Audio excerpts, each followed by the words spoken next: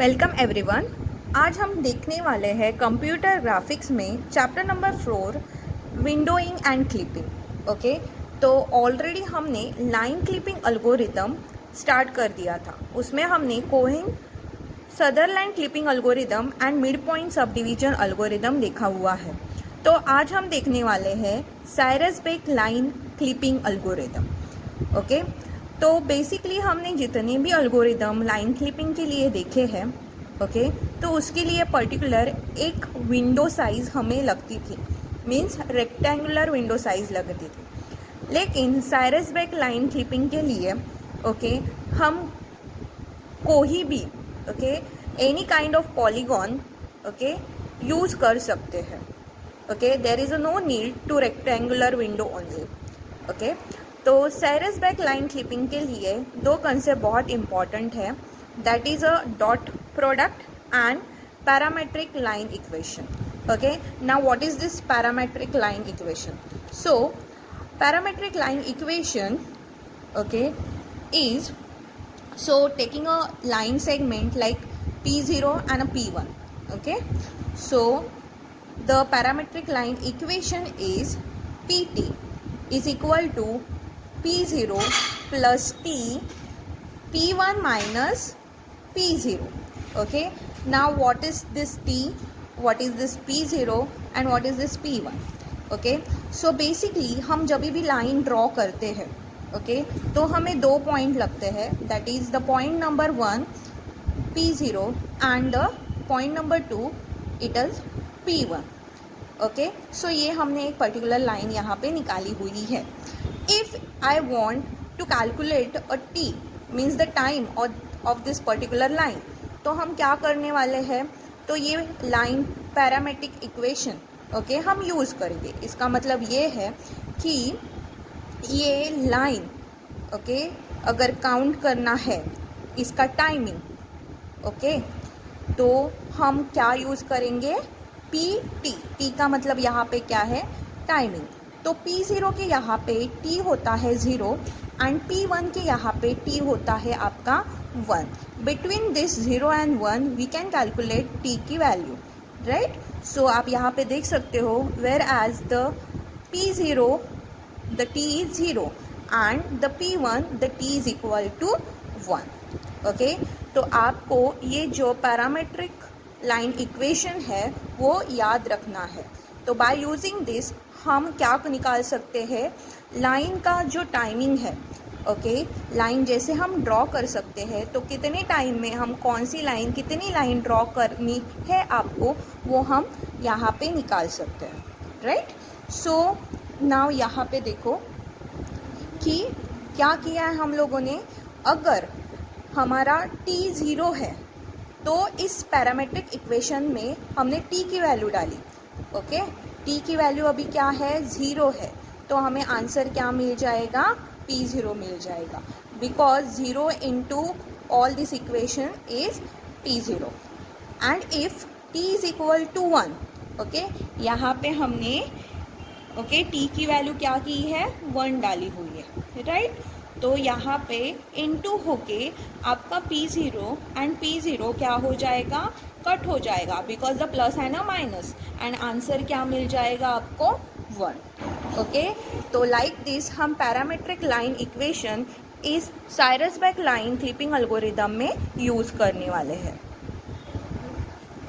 Okay, now second topic हम देखने वाले हैं, दैट इज़ डॉट प्रोडक्ट। पहले हमने पैरामेट्रिक लाइन इक्वेशन देखा है, अभी हम क्या देखेंगे, डॉट प्रोडक्ट देखेंगे।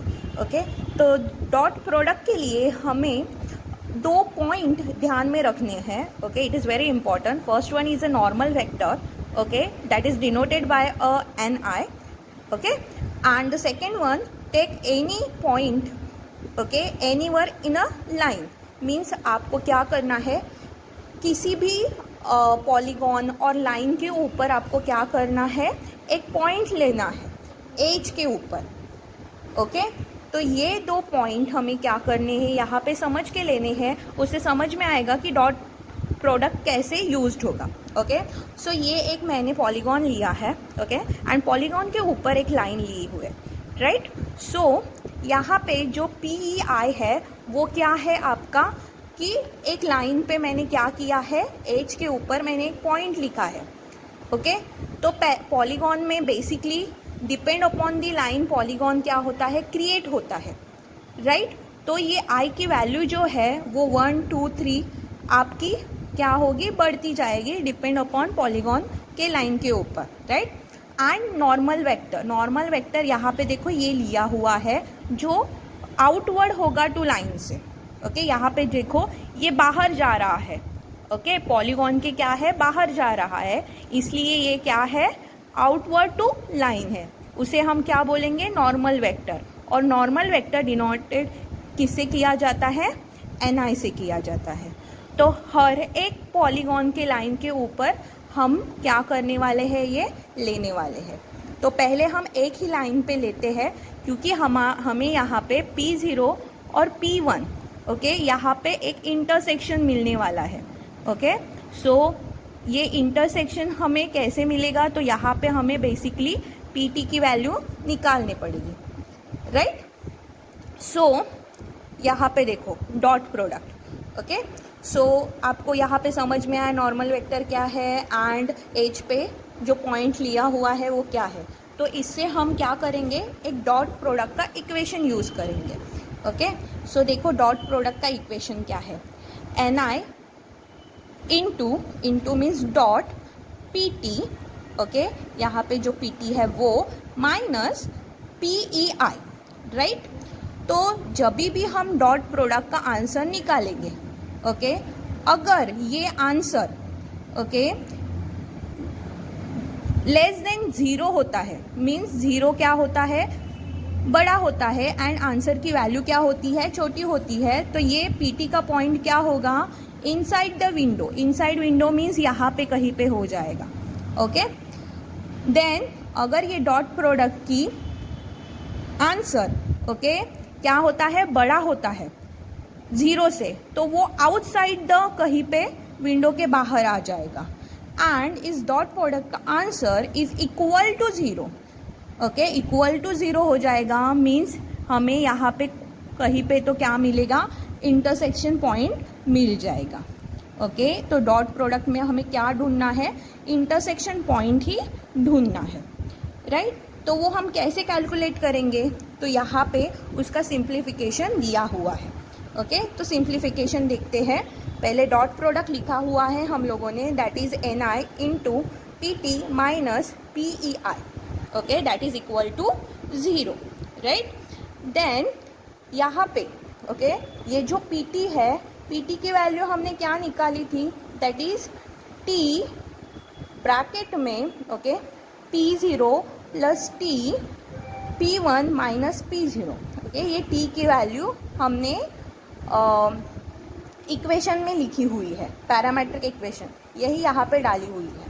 ओके और PEI है वो ऐसे ही लिखा है। ओके अभी इसे हम क्या करते हैं, सिंप्लीफाई करते हैं, तो Ni आ जाएगा, देन P0 प्लस यहाँ पे देखो कैसे होगा, यहाँ पे हम ये जो है इक्वेशन इसका क्या करेंगे, इनटू करेंगे, तो Ni into P0 plus Ni into T into P1, और यहाँ पे क्या है माइनस, राइट, तो ये माइनस आ गया, then Ni dot T dot P0, okay और Ni ने क्या किया, यहाँ पे भी क्या किया है, मल्टीप्लिकेशन किया, इसलिए minus Ni into PII, okay equal to 0। Now इसे और भी सिंप्लीफाई कर देते हैं। ओके तो यहाँ पे सिंप्लीफाई करना है, मीन्स क्या करना है, तो ये जो आपका Ni डॉट P0 है, ओके ये हम इस साइड पे लेके जाते हैं, तो क्या आएगा, Ni dot T into P1 minus Ni minus T into P0, okay ये जो है वो वैसे के वैसे आ गया, और ये जो फैक्टर था वो हम यहाँ पे माइनस लेके यहाँ पे लिखना है, तो equal to Ni dot Pi minus Ni into P0। Okay so और भी सिंप्लीफाई अगर हम लोग करते हैं इसे, तो देखो यहाँ पे जो ये t है, ओके, इसे कॉमन ले लेंगे, okay, into ni dot p1 minus ni dot p0, okay. और यहाँ पे हम लोगों ने क्या किया, ni को कॉमन ले लिया, तो क्या हो गया, ni pi minus p0, t is equal to, okay, ये जो है इक्वेशन हमने क्या किया, डिवीजन में लिखा हुआ है, ओके, क्योंकि हमें t की वैल्यू निकालनी है। तो इक्वेशन क्या हो जाएगी, t is equal to ni pei minus p0 and ni p1 minus p0, okay. तो ये जो आपका pei माइनस p0 है उसे क्या बोला जाता है, w बोला जाता है, right, okay, means window layout. And ये जो आपका p1 माइनस p0 है उसे क्या बोला जाता है, d बोला जाता है, ओके। तो हम ये जो है फाइनल जो हम लोगों का आंसर मिला है, ये आंसर हम कहाँ पे देखने वाले हैं, एल्गोरिदम में इसका यूज़ करने वाले हैं, ओके। तो बेसिकली ये जो d है, ओके, अगर उसकी वैल्यू ग्रेटर देन 0 होती है तो उसे बोला जाता है लिविंग पॉइंट, अगर d की वैल्यू लेस देन होती है तो उसे बोला जाता है entering point, okay. Then we calculate the other lines, okay, क्योंकि पॉलीगॉन है तो सेगमेंट्स ऑफ लाइंस रहेंगे, तो अदर लाइन भी हम लोगों को क्या करना पड़ेगा, कैलकुलेट करना पड़ेगा, और इंटरसेक्शन क्या करना पड़ेगा, फाइंड आउट करना पड़ेगा।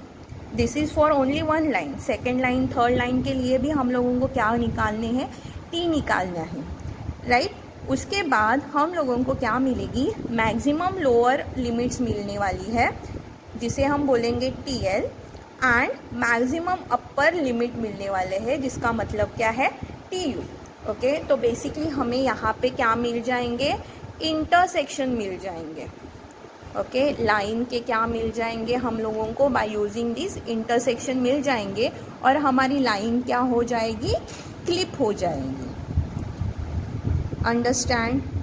तो लाइक दिस हम लोग क्या करेंगे वाले हैं, साइरस-बेक एल्गोरिदम यूज़ करने वाले हैं। अभी देखते हैं कि साइरस-बेक एल्गोरिदम क्या है, ओके। तो this one is Cyrus-bake algorithm, okay. The step number 1, input the segments p0 and p1 with the coordinate p0 that is x0 and y0 and p1 x1 and y1 respectively, okay. Basically ये क्या है, line का p0 is starting point and p1 is a ending point, okay. उसके बाद step number 2 is read the vertex coordinate of the clipping polygon and calculate the direction d is equal to p1 minus p0, okay. तो हमें क्या करना है, उस particular polygon के line के ऊपर क्या करना है, वर्टेक्स लेना है, ओके। तो उसे हम क्या करेंगे, direction that is d, okay. वो हमने सिंप्लीफाई किया, कैसे सिंप्लीफाई किया वो देखा हमने, तो उसमें d की वैल्यू आपको क्या हो जाएगी, मिल जाएगी। After that step number 3, assign a boundary point p to the edge and compute the internal normal n for the edges. जो हमने ni देखा था ना, यहाँ पे उसे कंसिडर किया है n, ओके। उसके बाद step number 4, compute the lower and upper limits, okay. ये दोनों मिलने के बाद, ओके, हमें क्या करना है, लोअर एंड अपर लिमिट्स क्या करने हैं, कंप्यूट करने हैं, fine. So if d dot n, अगर इसका आंसर जो है d डॉट n का वो ग्रेटर देन 0 रहा तो हम लोग क्या कैलकुलेट करेंगे, टाइम लोअर लिमिट क्या करेंगे, कैलकुलेट करेंगे, and the formula is minus n into W divided by n into D. If ये जो d डॉट n की वैल्यू है, ओके, वो लोअर द 0 रहेगी, मीन्स -1 -2 रहेगी, तो हम लोग क्या करेंगे, t अपर लिमिट जो है वो कैलकुलेट करेंगे, राइट। एंड यहाँ पे आपका जो इफ़ कंडीशन है वो डन हो जाएगा। आफ्टर दैट जब तक हम लोगों को पर्टिकुलर लाइन क्या नहीं होती है, क्लिप नहीं होती है, तब तक हमें क्या करना पड़ेगा, ये स्टेप नंबर 3 एंड 4 लाइन जो है वो फिर से रिपीट करनी पड़ेगी.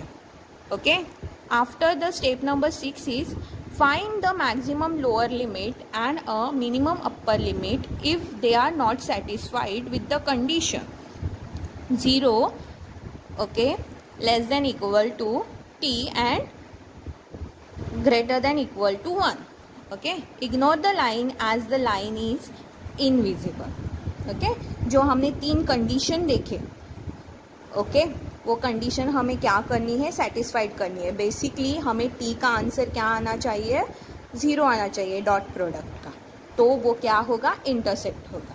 Then step number 7, compute the intersection point using maximum lower limit and minimum upper limit in a parametric equation. Okay, and after that step number 8, draw the line segment from P bracket में TL to P TU, that is time lower limit maximum and time upper limit. Okay, तो हम लोगों की particular line क्या हो जाएगी, finish हो जाएगी. And step number 9 is stop, that is finish. Okay, so ये था आपका Cyrus Beck line clipping algorithm. Thank you.